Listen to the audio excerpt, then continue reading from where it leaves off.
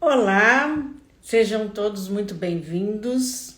Eu programei esta live durante a semana e ela vai ficar gravada porque esse é um assunto que desperta muitas interrogações nas pessoas, né? Receber críticas, criticar, se autocriticar também é uma condição que vem envolvida nesse tema.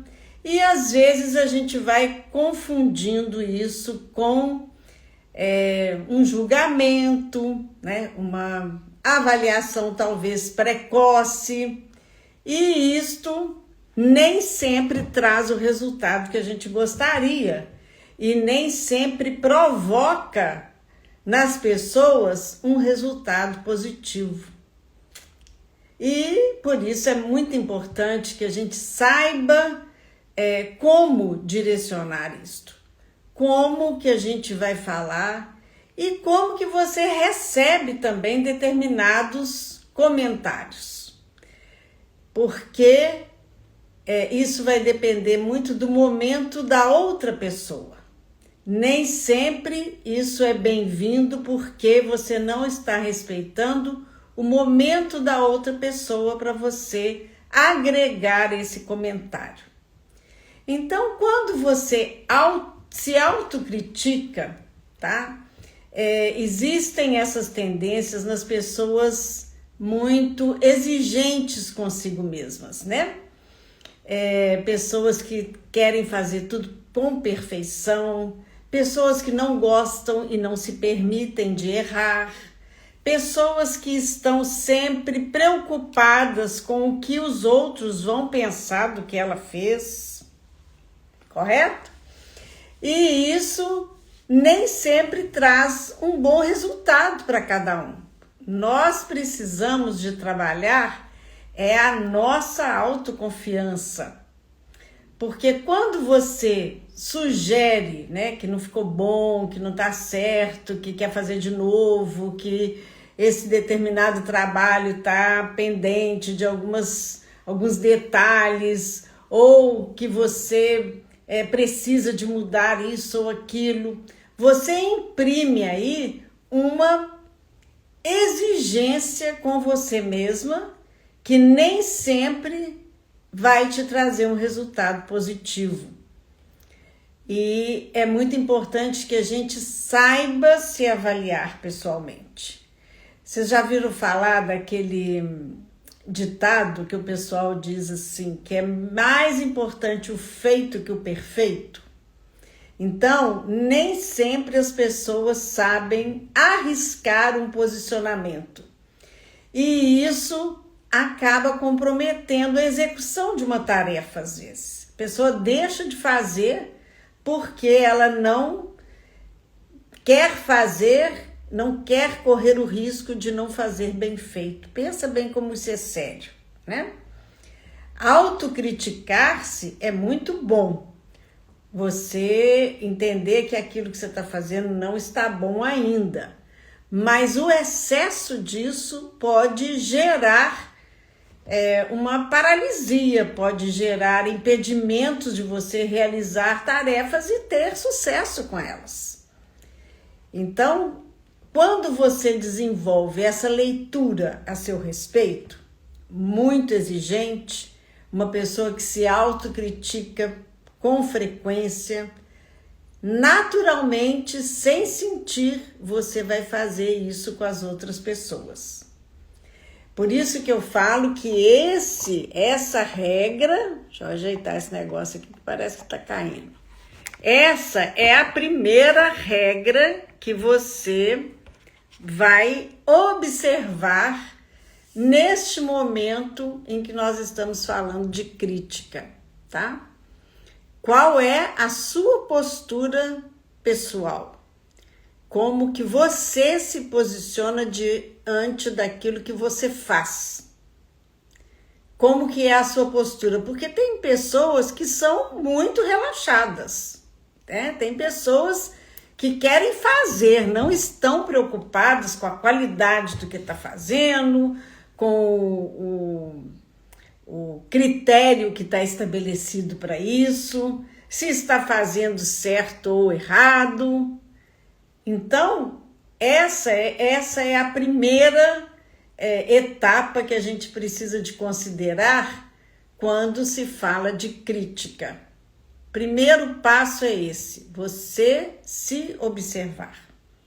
Você é daquelas pessoas mais laissez-faire, como existe na psicologia esse termo, né? Um termo francês, aquele que deixa para lá, que não se importa, que faz superficialmente, faz por fazer, meio assim, inconsequente, o laissez-faire. Ou você é uma pessoa que apura mais os seus resultados, que se preocupa mais com a execução bem feita de qualquer coisa, você se vê exigente com aquilo que você faz, como que você aprecia as atividades que você desenvolve, porque nós sabemos fazer essa apreciação. A gente sabe quando a gente está desempenhando bem uma coisa, quando está mais ou menos e quando não ficou bom. Cada um de nós tem esses critérios. E é aí que começa, essa é a base desse tema da crítica. Você saber muito bem o que você faz vai te posicionar diante de críticas que você recebe. Muitas pessoas comentam comigo, eu escuto isso de muita gente, né, sobre a dificuldade de receber uma crítica. E questionam também sobre a definição de uma crítica construtiva ou destrutiva. Até que ponto ela está construindo ou ela acaba jogando uma pessoa no chão? Vocês já presenciaram alguma situação assim, de uma pessoa receber uma crítica e ficar assim totalmente desapontada, ficar fora do eixo, ficar chocada ou ficar de fato melindrada com isso, né? Que isso vai machucar essa pessoa? Isso é tão desagradável para quem está recebendo essa crítica, como para quem está assistindo. E eu imagino que deveria fazer um desconforto também em quem está fazendo. Porque quando você fala algo desagradável para uma outra pessoa, são exigidos aí muitos detalhes, tá? Muitos detalhes que nem sempre eles entram em consideração, né? Que são os detalhes do conhecimento, do entendimento que você tem a respeito dessa situação. Essa situação precisa de ser muito bem conhecida, você precisa conhecer muito bem a outra pessoa para você configurar uma crítica para essa pessoa, para você avaliar o que essa pessoa está fazendo. Porque, na verdade, quando você critica, tem aí implícita uma avaliação que você está fazendo. E nem sempre as pessoas são felizes ao avaliar. Então, qual é o primeiro critério, né? É você ter entendimento de que essa pessoa está disponível para receber esse comentário, tá? Esse comentário, se não houver uma empatia, um engajamento com essa pessoa, ele pode ser mal interpretado, ele pode ser ofensivo, ele pode vir carregado de algum julgamento que você não tem conhecimento, né, suficiente para fazer, e você pode comprometer a relação. É muito sério isso. Por isso que existe um dilema, né, uma controvérsia muito grande entre este conceito de crítica construtiva que eu estou fazendo. Alguém aí acredita nisso? Que exista crítica construtiva e crítica destrutiva? Não. Claro que não. Crítica é crítica. A maneira como ela é expressa é que pode construir ou destruir alguma situação, alguma pessoa. É aí que reside todo o cuidado que precisa existir nesse tipo de momento. Como que você está conduzindo esse tema? Qual é o seu grau de complacência, de empatia com essa pessoa no momento que você vai fazer uma apreciação sobre o que ela está fazendo, sobre o que ela tem, sobre o que ela está desenvolvendo, sobre como ela está? Tudo isso está implícito nessa pauta do que você tem para comunicar. E entram aí as suas emoções, soma-se também no que você vai falar, o momento que você vai falar, se é um momento adequado, se é um momento inoportuno. Todas essas considerações, elas interferem e vão produzir um resultado positivo ou não. Para você atingir a sua intenção, é preciso que você conheça todas essas etapas para você cumprir essa tarefa, que eu prefiro chamar de um comentário, tá? Então, eu não considero que exista crítica construtiva ou destrutiva. Qualquer delas são críticas. O que vai mudar é a sua forma de expressão.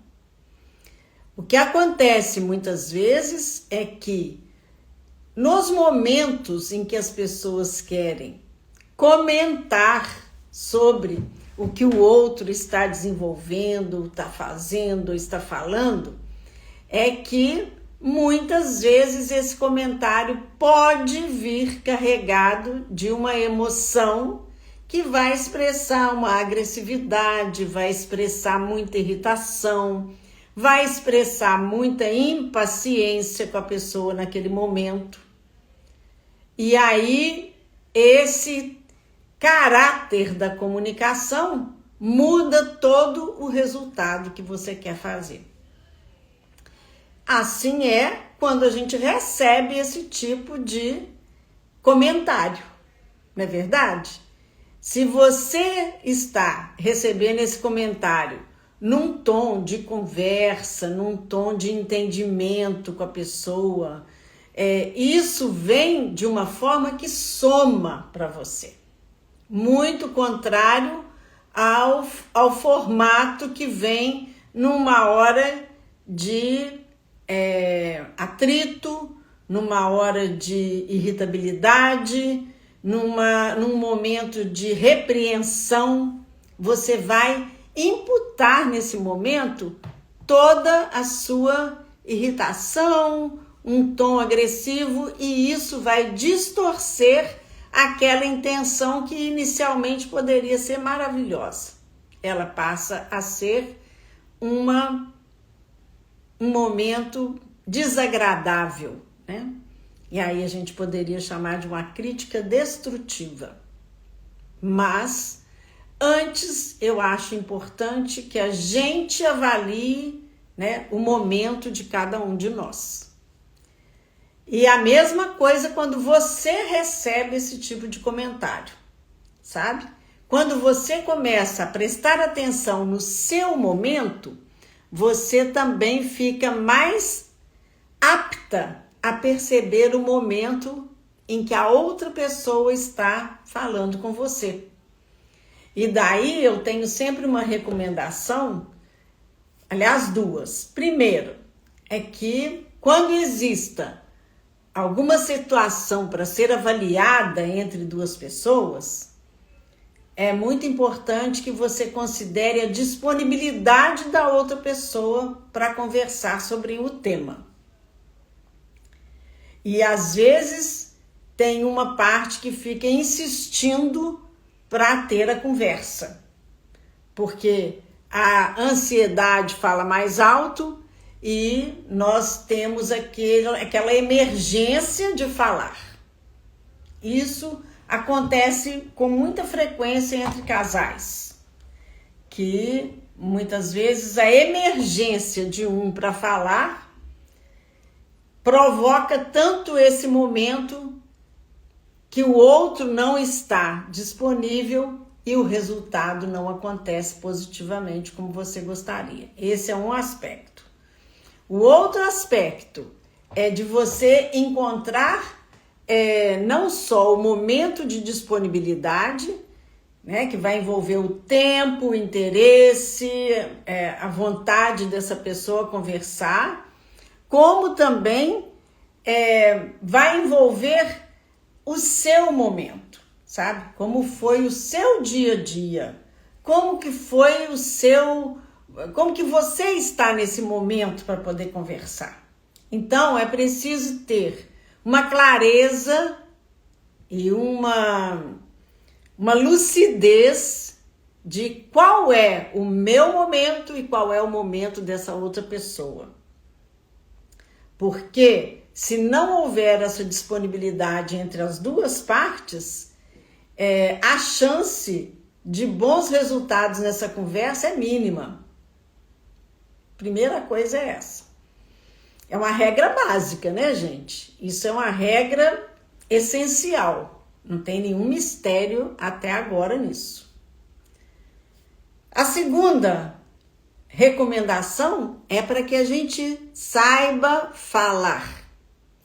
O tom de voz, a postura, a expressão, todos esses componentes falam muito da forma como você quer ajustar determinadas coisas com a outra pessoa. E existe um feeling em cada um de nós, né, que se chama sensibilidade, que é muito aguçado para que a gente perceba se esta intenção é verdadeira ou é falsa, é fake. Então, veja bem, não vamos subestimar o momento do outro, porque se até um cachorrinho percebe e identifica a sua expressão, né, de alegria ou de tensão, ele associa o ambiente, imagina o potencial que tem uma pessoa de perceber isto. Então, quando a gente começa a prestar atenção nessas situações, nós entendemos que para a gente mencionar isto ou avaliar alguma coisa com uma pessoa, precisa de entender o momento dela.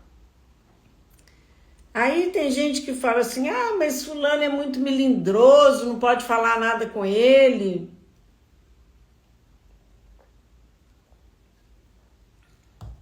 Tudo ele acha que é crítica, que é implicância. Existem sim pessoas que são mais sensíveis. Mas é aí que cabe você avaliar, né, com essa pessoa a disponibilidade dela para ela poder caminhar, para ela andar para frente, para ela entender quais sejam as pendências que ela tem que nesse momento não estão favorecendo para que ela te ouça, para que ela entenda isso. Como é o seu objetivo, por exemplo. Então, quando a gente está num consultório de psicologia, quando você está numa sessão de psicologia, a gente tem muitas oportunidades de discutir esse tipo de dificuldade que as pessoas têm. Tanto de expressar o seu descontentamento com alguma situação a uma outra pessoa, como de receber a avaliação da outra pessoa que expressa que não está tão bom e você assume isso como uma crítica. Isto é uma condição que, de fato, merece ser trabalhada, porque você acaba acumulando experiências e essas experiências vão definindo alguma fragilidade em cada um de nós. Elas vão minando a nossa resistência. E como hoje a gente fala muito em imunidade, é muito bom que a gente cuide disto, porque a nossa imunidade física passa pela nossa imunidade emocional. E saber lidar com isso é um aprendizado muito importante para você se relacionar, para você desenvolver suas atividades, para você produzir mais no seu trabalho, para você desenvolver mais no seu trabalho, crescer. Porque nós precisamos de desenvolver essa nossa resistência, essa nossa imunidade. E se a gente não sabe fazer isso, nós vamos ficar pessoas inseguras, medrosas, pessoas que estão sempre instáveis. E como que a gente pode, desenvolver isto e fortalecer a nossa imunidade? Tem muito a ver com o nosso cuidado espiritual. Vocês sabem que eu gosto muito de alertar para esse lado, porque o nosso segmento emocional, a nossa composição emocional, ela anda assim, lado a lado com a nossa composição espiritual, com os nossos níveis de cuidados espirituais. Se o nosso emocional não está bom, ele está refletindo uma fragilidade emocional também. Aliás, se o nosso emocional, não está bom, ele está refletindo uma fragilidade espiritual também. Uma negligência de cuidados nesse aspecto. E quão difícil é as pessoas entenderem e passarem a cuidar melhor dessa sua estrutura espiritual. Eu venho compartilhando muito nesse sentido com as pessoas, porque essa é uma responsabilidade de cada um de nós. Ninguém vai poder fazer isso, nem por mim, nem por você. Só eu posso fazer, por quê? Só eu sou capaz de estabelecer essa relação com essa energia maior que eu chamo de Deus. Porque essa essência que nós temos, divina, de tão perfeita, ela é divina, só nós conhecemos. Vocês já pararam para pensar que só cada um de nós sabe a profundidade da sua alegria ou da sua tristeza, do tamanho da emoção que alguma coisa te provoca?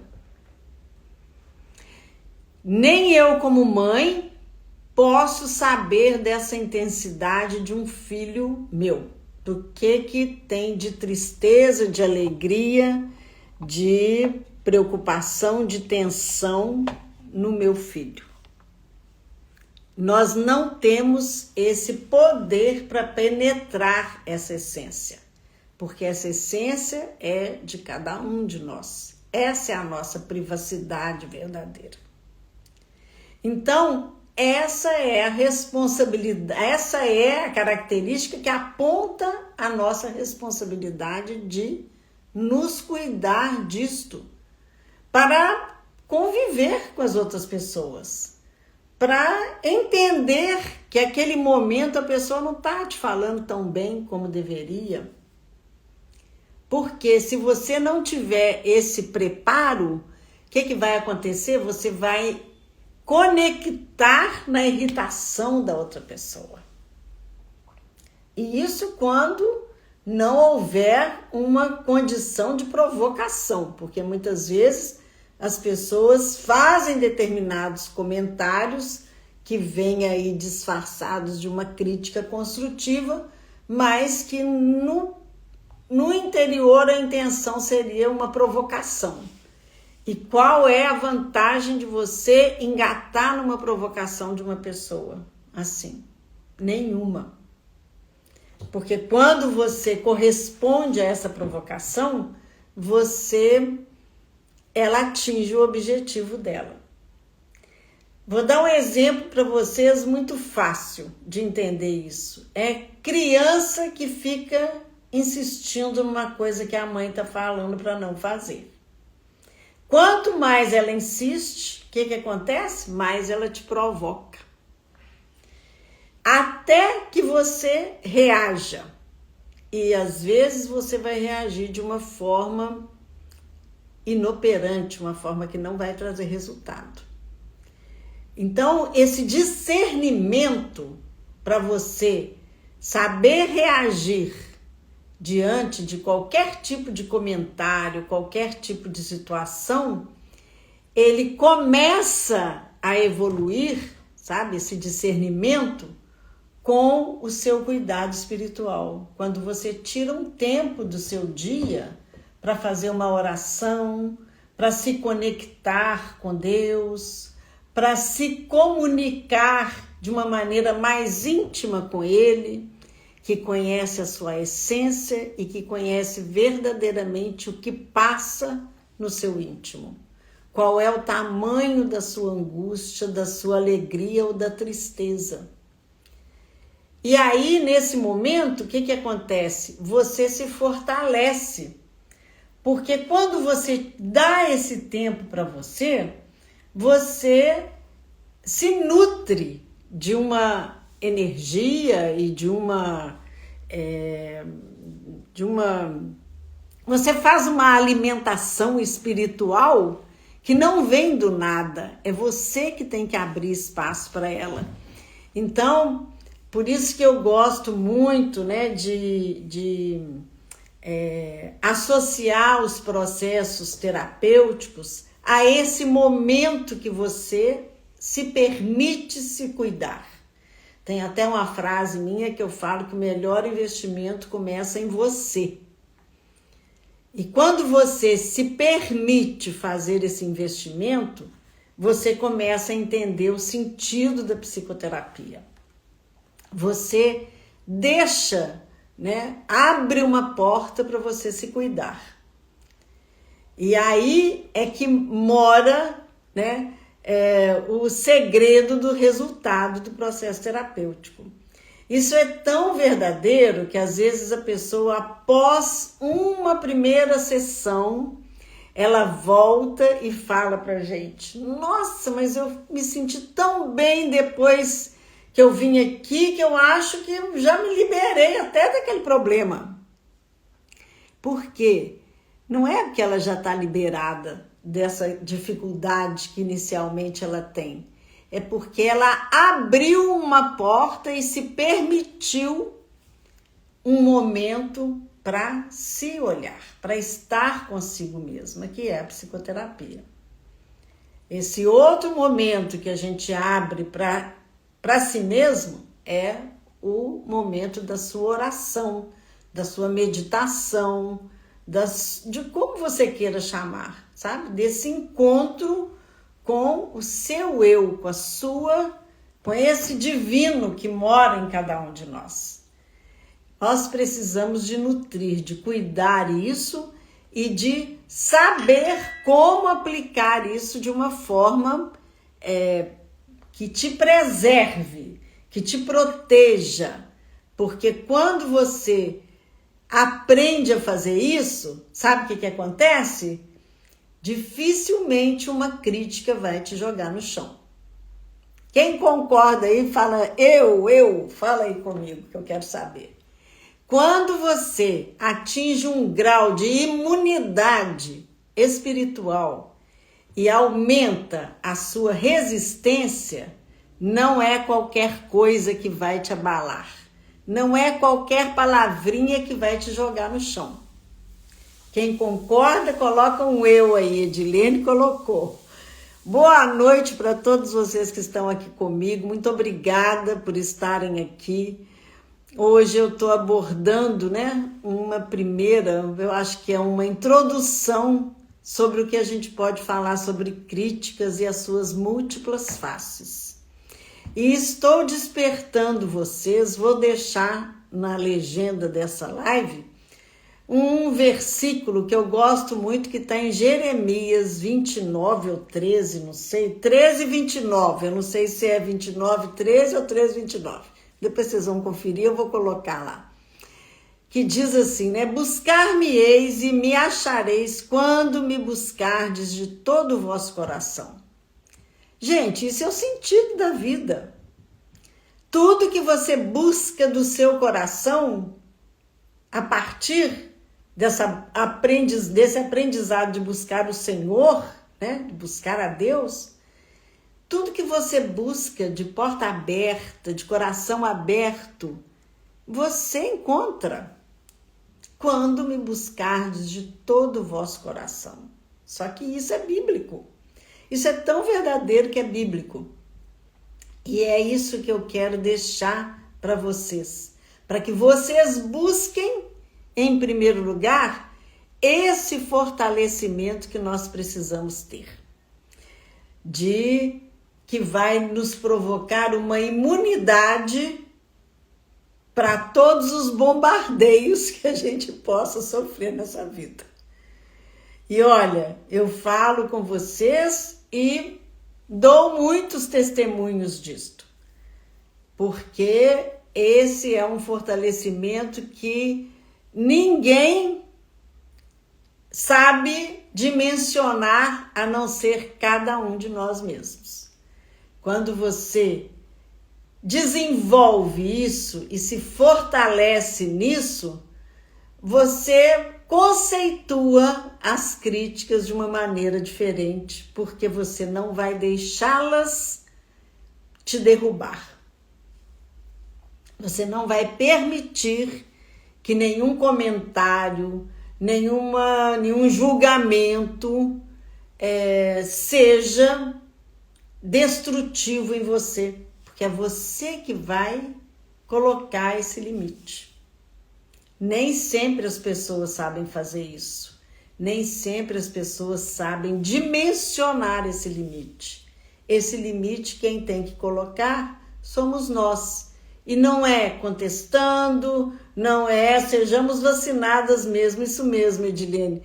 Não é contestando, não é batendo boca, não é correspondendo a uma provocação, é assumindo a sua posição de firmeza, de serenidade, sabe? A sua posição de integridade. Nós somos seres muito íntegros e ninguém tem o direito de nos ofender, de nos machucar, de fazer julgamentos, de nos criticar nesse disfarce de querer nos ajudar.